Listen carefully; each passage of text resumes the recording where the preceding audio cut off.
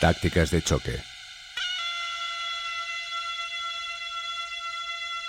Un podcast contra casi todo y contra casi todos.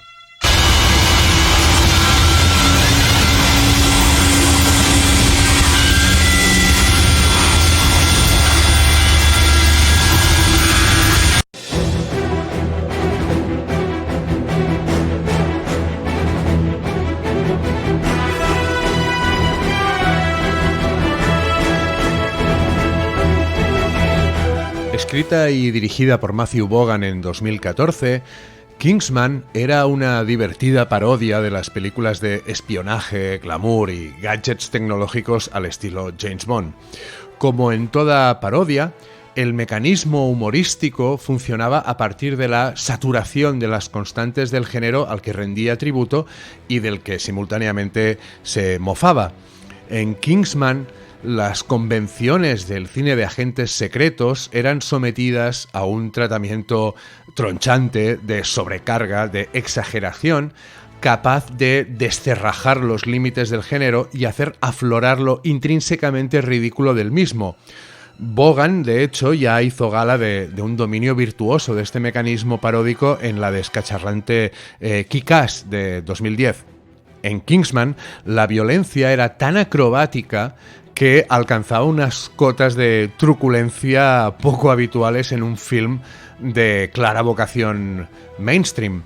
No obstante, lo más comentado y polémico de la película, lo que más encendidos debates generó en su momento entre la crítica especializada y los gladiadores del click, no fue por ejemplo, la brutal masacre que hay dentro de una iglesia o los paralelismos más que obvios y no exentos de cierto matiz racista entre el personaje de Richmond Valentine, ese multimillonario negro y tremendamente malvado que encarnaba Samuel L. Jackson, y el empresario negro Russell Simmons, que existe en la realidad. Kingsman fue controvertida por un chiste.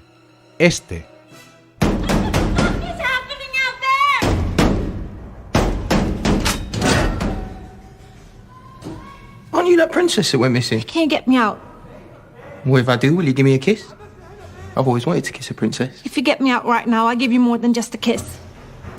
If you save the world, we can do it in the asshole. I'll be right back.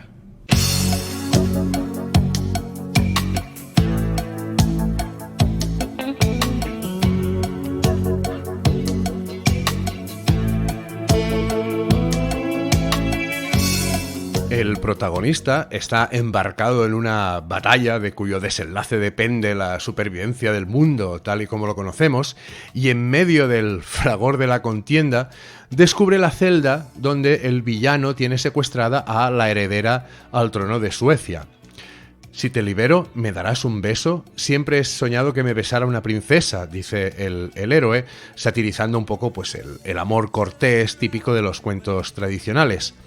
Contra todo pronóstico, y aquí está la base del gag, es la princesa quien aboga a la carnalidad de la recompensa de una manera más cruda y le suelta: si salvas el mundo, podemos hacerlo por el culo. Una vez salvado el mundo, el paladín corre a cobrarse su premio, botella de champán en mano, mientras suena la canción de Bryan Ferry, Slave to Love, esclavo del amor.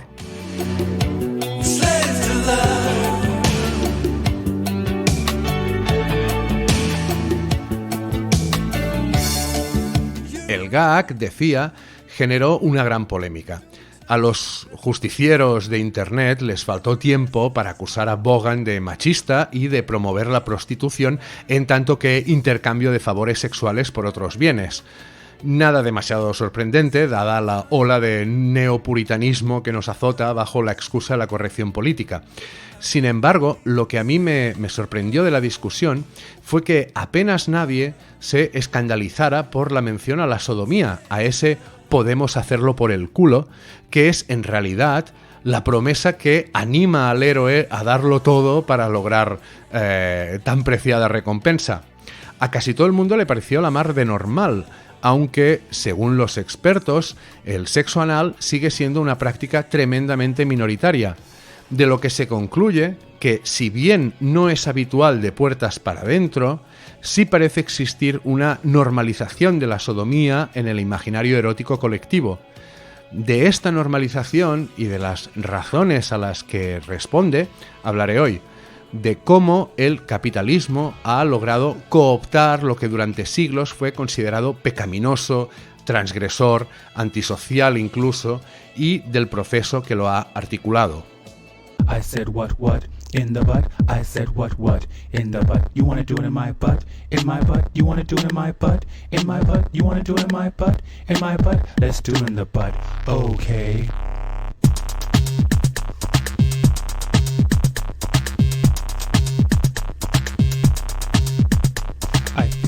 El filósofo Pierre Klossowski, uno de los mayores especialistas en la obra del Marqués de Sade, decía que para el aristócrata francés la sodomía encarnaba la forma suprema de transgresión, la destrucción definitiva de las normas.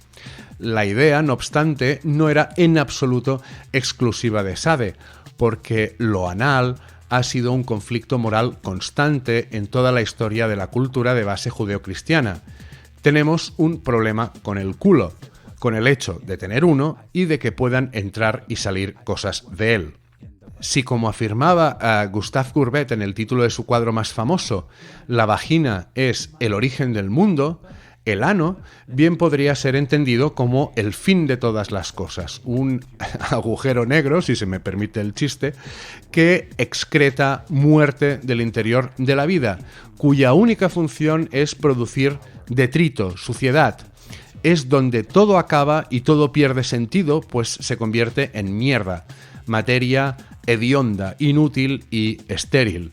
Es el final del trayecto que se inicia en la boca, la culminación del proceso alimenticio, el desecho, la tara de ese proceso que nos permite seguir vivos.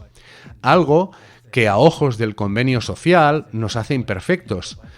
Decía Georges Bataille que tendemos a renegar del ano propio y del ajeno porque existe una cadena de asociaciones que vinculan el culo con las heces con la putrefacción y la putrefacción con lo improductivo, y en sociedades basadas en la acumulación y en lo productivo, una abominación como esta debe ser negada porque contradice la razón de ser misma de la civilización. El ojete es un lugar aterrador y obsceno porque en él convergen las dos acepciones del término escatología. Por una parte, la teológica, que se refiere al estudio de la muerte y la vida de ultratumba, es decir, lo que sucede durante y después del juicio final, que es la extinción de la vida terrenal y, por tanto, del cuerpo, de la carne. El culo es el esfínter que nos recuerda nuestra mortalidad, nuestra finitud, donde habita la sombra de nuestra fragilidad y se anuncia nuestra irremediable descomposición, la podredumbre que nos aguarda. Por otra parte, la acepción patológica de escatología define la fascinación por la mierda y lo obsceno, estableciendo una relación directa entre la defecación, el excremento y aquello que debe ser ocultado, que debe quedar reservado a la intimidad. No olvidemos que la obscenidad no es más que la exhibición pública de lo privado, y nada entendemos más privado que hacer aguas mayores. De todas las funciones fisiológicas del ser humano, la defecación es la más vergonzante de todas, la que constituye un tabú más grande y, en consecuencia, la que más en secreto se mantiene. En el culo español, esta convergencia de significados resulta particularmente enfática, porque si bien las raíces semánticas de ambos conceptos son distintas, escatos en el primer caso, que significa último, y scor en el segundo, que significa excremento, el idioma castellano, a diferencia de otros como el inglés, en el cual escathology y scatology se escriben de distinto modo, emplea una sola palabra para ambos sentidos, lo cual no deja de ser de lo más ilustrativo. El culo y su función fisiológica, podemos concluir, nos incomoda. Nos es demasiado misterioso, demasiado inexplicable, y actuamos como si fuera ajenos a nosotros. Y por eso nos distanciamos de él partiendo el cuerpo en dos partes, la admisible y la inadmisible. Tácticas de Choque es una iniciativa totalmente autogestionada. Si te gusta lo que hacemos y quieres más, suscríbete y accede al núcleo duro. Podrás escuchar todos los podcasts actuales y antiguos tantas veces como quieras y descargarte la versión escrita y ampliada con bibliografía de cada uno de ellos. También puedes pagar por un solo podcast o colaborar con un donativo. Gracias por tu apoyo. Ass, titties, ass and titties. Ass, ass, titties, titties, ass and titties. Ass, titties, ass and titties. Ass, ass, titties, titties, ass and titties. Big booty bitches that's wearing guests. Come on, ho, let's go to the easy rest. When I see ass, titties, ass and titties. Ass, ass, titties, titties, ass and titties. El culo ha sido tradicionalmente demonizado en el imaginario cultural en las contadas ocasiones en que se ha hecho referencia a su existencia. Y empleo la palabra demonizado porque es precisamente el diablo a quien más se ha relacionado con el ojete. Tan siniestro es el concepto que tenemos de nuestro trasero. En San Agustín y el Diablo, de Michael Pacher, uno de los introductores de la pintura renacentista en la Alemania del siglo XV, el demonio es retratado como un ser con apariencia de dragón, cuyas posaderas, dotadas de rostro, parecen poseer vida propia. Ni siquiera el diablo, parece que nos quiere explicar Pacher, se libra de la dualidad del cuerpo admisible y el cuerpo inadmisible. También a él le resulta extraña la convivencia con esa apertura absurda e inexplicable que es el culo. Sin embargo, siendo como es el señor de las tinieblas, las connotaciones lúgubres del ojete son, en su caso, mostradas sin pudor en lo que puede ser explicado como una reivindicación de la inmundicia, en tanto que valor anticristiano, lo que en la época correspondería a antihumano o antisocial. En esa misma época, justamente, Giovanni da Modena recurrió también a ese segundo ser, que es el culo del diablo, en su recreación del infierno de Dante. En su fresco Inferno, que está en la Basílica de San Petronio de Bolonia, los malditos son devorados por un titán demoníaco y posteriormente escupidos por su boca inferior, esto es, cagados, y su condena es la degradación perpetua, el ser convertidos en mierda una y otra vez durante toda la eternidad.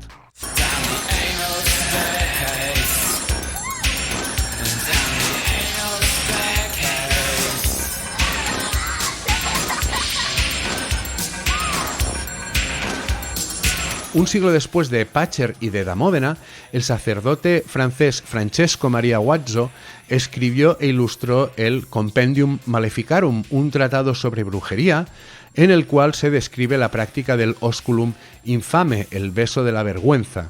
Explicaba Guazzo, basándose en las confesiones de los pobres desgraciados acusados de nigromancia, obtenidas a base de torturas horrendas, que el osculum infame era el rito que marcaba el inicio del aquelarre. El diablo leía el nombre de los congregados y cuando estos eran nombrados procedían a besarle el culo. Debían acercarse a él caminando hacia atrás o arrastrándose por el suelo, es decir, renegando de su propia humanidad y rebajándose al nivel de las bestias y los locos. El beso de la vergüenza era un gesto que expresaba sumisión a Lucifer, un envilecimiento voluntario, ¿no?, del acólito que se humillaba mediante la performatividad del más aberrante de los actos, el contacto de aquello que nos hace superiores como especie, la boca, por la cual salen las palabras que reflejan nuestra capacidad de raciocinio, al tiempo que también es vía de entrada de la vida, pues es por donde nos alimentamos, con la parte más deshumanizada e irracional del cuerpo, el culo, aquello que nos iguala y nos hace tan repulsivos como los animales. En la Guerra de los 30 años, en el mismo siglo XVII, el beso anal fue empleado de manera sistemática tanto por el bando católico como por el protestante para vejar públicamente a los prisioneros, obligados a rendir pleitesía al capitán de sus captores besándole el culo para poder salvar la vida. De ahí la expresión besar culos como sinónimo de rebajar la propia dignidad para obtener algún privilegio. Esta tradición se ha mantenido hasta nuestros días. En las prisiones estadounidenses, el analingus o comerse un ojete, dicho de una forma más coloquial, es un método muy extendido entre los internos más duros para humillar a otros y asegurarse su lealtad. En el argot carcelario a esto se lo conoce como tossing a salad, algo así como remover la ensalada. Y ahora ya podéis dejar volar la imaginación.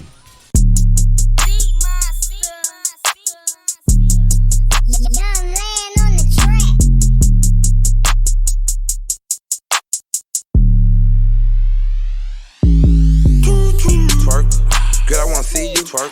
I throw a little money if you twerk. I don't really think you can twerk. Twerk. If you broke, go to work. Make that big booty twerk. Make that big booty twerk. Can I touch that booty? That booty. That big old booty. Shake that booty. Can I lay on them booty? Mike Tyson on them booty. Copyright that booty. Una de las frases más célebres del inspector de la policía de San Francisco, Harry Callahan, más conocido como Harry el Sucio, era aquella que reza: las opiniones son como los culos, todo el mundo tiene uno. Este axioma, que por otra parte indiscutible, revela la base del dilema que comporta el uso erótico festivo del culo. Efectivamente, todo el mundo tiene uno. El ano no pertenece al ámbito genital, es la terminación del aparato digestivo, no del reproductor. Es un esfínter que poseemos todos los seres humanos sin distinción de sexo. No entra en el conjunto de dispositivos físicos que permiten la distinción biológica entre hembras y varones. No obstante, es una zona altamente sensible, en tanto que la mitad de las terminaciones nerviosas de la zona pélvica pasan por él y, por tanto, es susceptible de ser incorporado en el juego sexual. La participación del ano en la mecánica erótica colisiona frontalmente con la percepción tradicional de los roles de género en esta actividad. Dinamita la normativa porque las prácticas se democratizan, dado que el ano femenino y el ano masculino son iguales y pueden ser empleados del mismo modo. En la analidad se da un desplazamiento conceptual decisivo. El penetrador puede ser penetrado. Las barreras físicas que articulan el reparto de poder en el coito se derrumban. La distinción entre hombre y mujer se desvanece. El cuerpo del hombre se abre en contra de su función tradicional y en la mente del varón esta posibilidad entraña el riesgo de colocarse en una posición análoga, y nunca mejor dicho, a la de la hembra. Para preservar la integridad de lo masculino y, por tanto, la posición de poder asociada a la figura del que penetra, desde la antigua Grecia, el papel de la persona pasiva en una relación anal ha sido y aún es objeto de una imagen vejatoria. La cultura popular distingue claramente el valor de los roles en una relación anal. Penetrador y penetrado no gozan de la misma consideración. Quien es penetrado es contemplado como sumiso, débil y sobre todo afeminado. Y la utilización recurrente de la palabra me parece más clarificadora que todas las explicaciones que yo pueda dar porque, claro, relaciona directamente la cercanía a la feminidad o a una idea profundamente tergiversada de la feminidad con la fragilidad e incluso con la estupidez. El penetrador, en cambio, no es necesariamente identificado como afeminado o maricón. En las prisiones, por ejemplo, el desahogo sexual, dadas las circunstancias, pasa casi siempre, aparte de la actividad masturbatoria, por el contacto entre individuos del mismo sexo. Aún así, el activo, el que penetra, puede justificar su acto apelando paradójicamente a su hombría, a ese exceso de lujuria que parece ser tan masculino, lo cual lo obliga a follarse a otros hombres porque es presa de un impulso irreprimible y comprensible a ojo de otros machos. El pasivo, en cambio, es siempre víctima, sumiso y, en caso de que dé muestras de gozar de la experiencia, un desviado. Esta distinción llega a tal extremo que desde la inopia heterosexual existe la tonta tendencia a establecer similitudes con los roles sexuales tradicionales en la forma de entender las relaciones gays. Aquel que supongo que habéis oído todos y todas en algún momento, ¿no? Aquel tristemente famoso ¿quién hace de mujer en esta pareja?, cuando las estadísticas demuestran que los roles de penetrador y penetrado se conjugan en un mismo individuo homosexual principalmente. Son pocos los activos o los pasivos puros.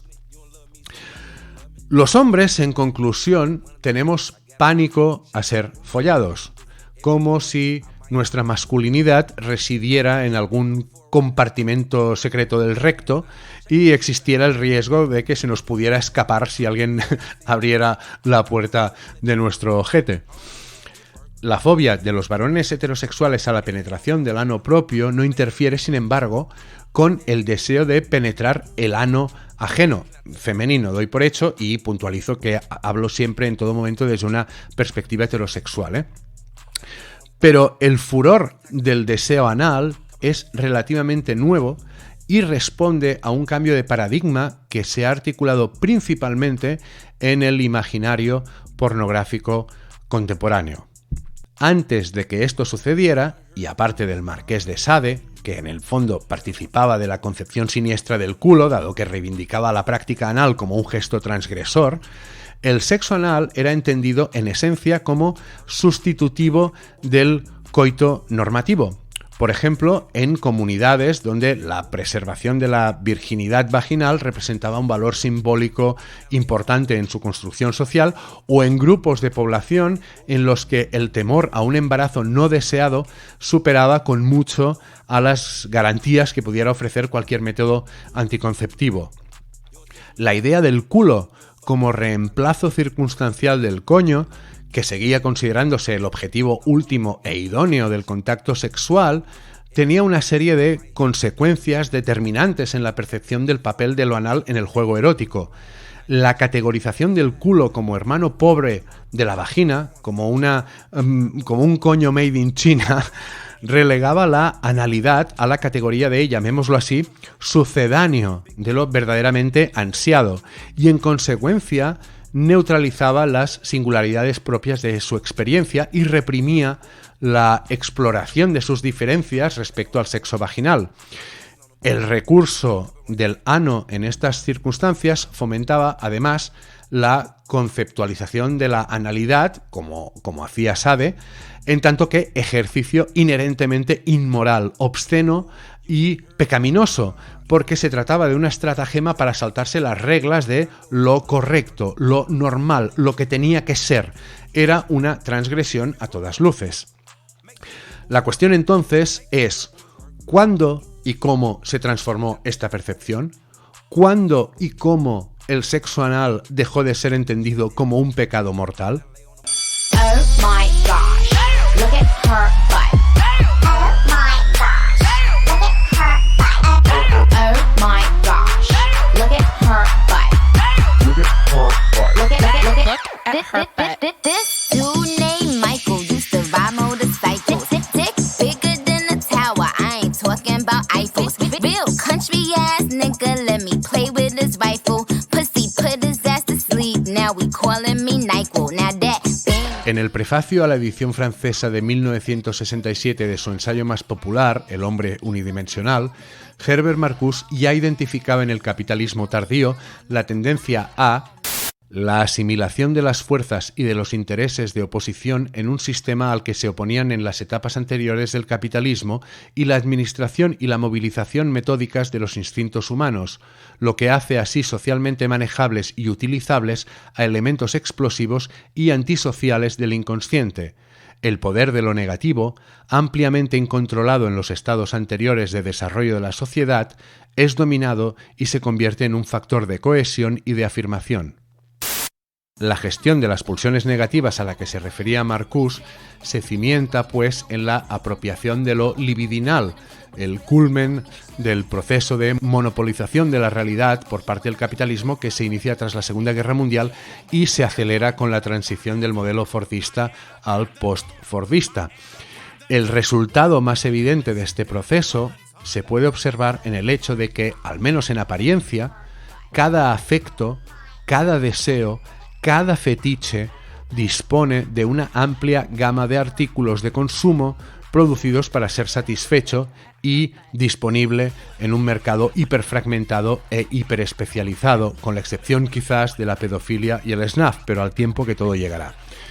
La supuesta estandarización de la perversión oculta en realidad una supresión tajante de su significado. Estas, llamémoslas así, mercancías perversas son básicamente simulacros. Por acudir a Baudrillard, que siempre viste mucho, son algo que parece ser lo que en realidad no es. Superficies sin contenido, significantes sin significado. Parecen transgresoras, y de hecho deben parecer transgresoras para cumplir con su objetivo, pero en el fondo son inofensivas. La eliminación de significados puede apreciarse con claridad meridiana en la aproximación a lo anal en la pornografía mainstream contemporánea. Big, big booty, what you got a big booty. Ooh. Big, big booty, what you got a big booty. Big, big booty, what you got a big booty. Go to work. Big, big booty, what you. Ain't that a freak? Big, big booty, what you got a big booty. Big, big booty, what you got a big booty. Big, big booty, what you got a big booty. Big, big booty, what you got a big booty. Ain't that a freak? Hasta finales de los años 80, el sexo anal era una práctica marginal en el porno. Su normalización empieza con la emergencia del género gonzo, que coincide con la eclosión del consumo privado de cine porno gracias al vídeo doméstico. La fórmula del gonzo era muy parecida a la de las antiguas bobinas de 8 milímetros que solo podían verse en cuchitriles underground antes de la legalización de las salas X. Escenas sin más argumento que el acto sexual de los intérpretes, sin un guión, digamos, literario. Un porno desdramatizado porque si ya no se proyectaba en una sala de cine y su relación con el espectador se convertía devenía más íntima, menos condicionada socialmente estaba. ¿Para qué mantener el formato narrativo cinematográfico tradicional si todos sabemos que lo que busca el consumidor son las escenas de sexo explícito, no el argumento que las aglutina? Por otra parte, el abaratamiento de los costes de producción, que supuso pasar del formato cinematográfico al videográfico, redundó en un aumento dramático de la oferta y en consecuencia de la competencia. Las leyes del mercado fueron las que propiciaron el progresivo endurecimiento y la mayor diversidad de los contenidos, la forma más inmediata para destacar por encima de los demás.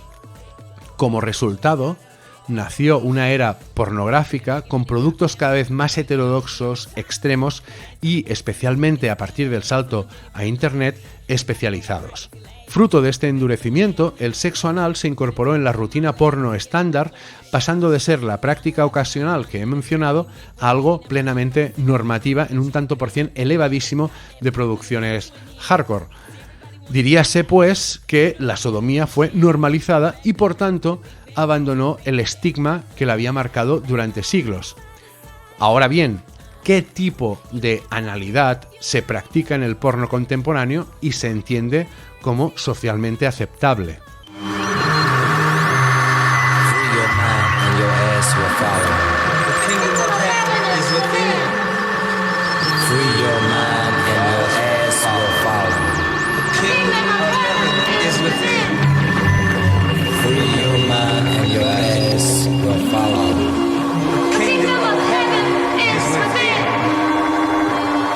Open up your funky mind and you can fly.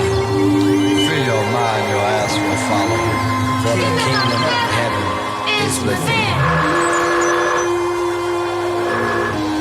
En el fondo, la omnipresencia de lo anal en el porno no ha resuelto ni de lejos los conflictos que plantea. Antes, al contrario, los ha perpetuado. La analidad en el porno heterosexual es una analidad espectacularizada, conectada únicamente con la subjetividad masculina y ejercida en culos desnaturalizados, depilados, blanqueados, abstraídos, alejados tanto como se pueda de su naturaleza real para convertirse en, digamos, neocoños, y en una sola dirección: el hombre penetra, la mujer es penetrada. Se perpetúa, pues, la relación coital tradicional. Cambia el orificio, pero no se da un desplazamiento de poder.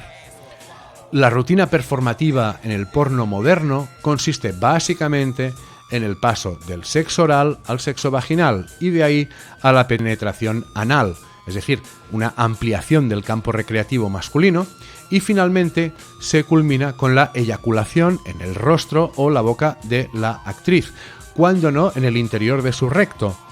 En este último caso, estamos ante una de las imágenes de supremacismo varonil más delirantes que se recuerdan. El ano que escupe semen en lugar de mierda remite a un cuerpo mejorado gracias a la intervención del hombre. Es un cuerpo liberado de la deprimente obligación de cagar por obra y gracia de la polla, entidad suprema dotada del poder para transformar la realidad. La mujer es perfeccionada hasta tal punto que se convierte en hombre y logra sacar esperma de su interior. Un nuevo hombre que no expulsa muerte, es decir, mierda, sino la sustancia de la vida. Un hombre que logra, por fin, separarse de su culo definitivamente. Aclaremos, por si hace falta, que este milagro acontece en un culo al que nadie se preocupará de preguntarle si ha disfrutado, porque qué duda cabe, no se propone el sexo anal como experiencia gozosa para todos los implicados. Sigue dándose una negación radical de la fruición anal del hombre, más allá de algún fugaz beso negro o alguna caricia furtiva en el área perinal. A veces, de facto, ni siquiera se contempla la recompensa del goce para ninguno de ellos, entendiendo el acto anal más como una curiosidad acrobática que como la culminación del deseo de nadie. Ejercicios de resistencia elástica, como la dilatación extrema del ano, el fish fucking, cuando es orientado a un público no especializado en este fetiche, la doble y la triple penetración o el prolapso rectal, cada vez menos extraños en el porno mainstream, son acrobacias, y no es esto un chiste, existe una serie titulada Anal Acrobats, que no normalizan el ano, sino que profundizan aún más en la contemplación de su extrañeza, de su otredad. No se da, en conclusión, una superación del factor inherentemente transgresor de lo anal, sino una apropiación tramposa de su imagen, de la superficie de lo desviado, cuyo fin último es mantener el orden tradicional. Si, como decían Funkadelic, libera tu mente y tu culo le seguirá, free your mind and your ass will follow, todavía estamos muy, muy, muy lejos de liberar el culo para que nuestra mente le siga.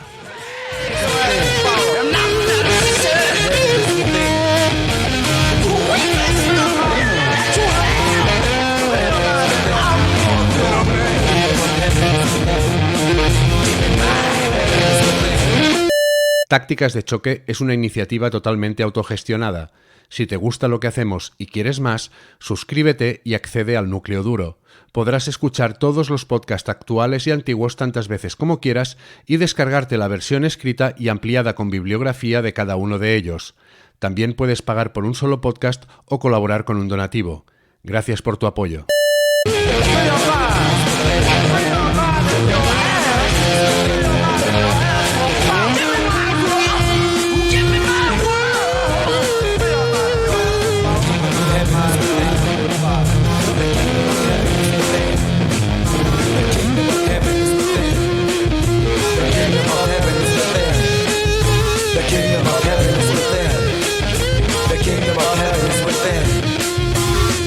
Are you satisfied?